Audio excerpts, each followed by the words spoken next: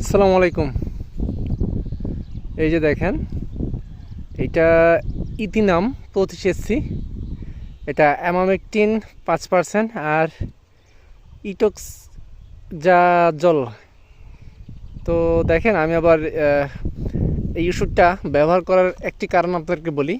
এইটা নতুন প্রজন্মের একটা কীটনাশক। আপনারা হয়তো অ্যামাবেকটিন দেখে ভাবছেন যে এইটা আসলে পুরাতন কোনো কীটনাশক। আসলে দেখেন, অ্যামাবেকটিন তো কাজ করবেই, এর সঙ্গে আরও একটি নতুন গ্রুপ দেওয়া রয়েছে। তো আপনারা চাইলেই কিন্তু এই গ্রুপগুলার ওষুধ ব্যবহার করতে পারেন। এইটি কিন্তু ব্যবহার করছি আমি মাকড়নাশক হিসাবে। তো এর সঙ্গে শুধুমাত্র আপনারা সাদামাছির ওষুধটা অ্যাড করে নেবেন, হতে পারে সেটা মভিন 2। তো আমি দেখেন আজকে শুধুমাত্র এটা দিচ্ছি কারণ আমার সাদামাছি এখন পর্যন্ত লাগেনি।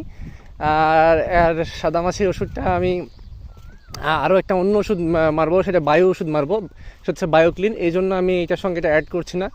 এইটা আমি আজকে স্প্রে করব আমার মরিচ গাছে 1 মিলি হারে। তো আমার মরিচ গাছের বয়স, বিভিন্ন কোয়ালিটির মরিচ গাছ রয়েছে। তো আপনারা চাইলে কিন্তু এটা ব্যবহার করতে পারেন। এটা কিন্তু মাকড়ের জন্য খুবই ভালো কাজ করবে এবং গাছের কিন্তু কোঁকড়ানো থাকলে সেটাও দূর হয়ে যাবে ইনশাল্লাহ।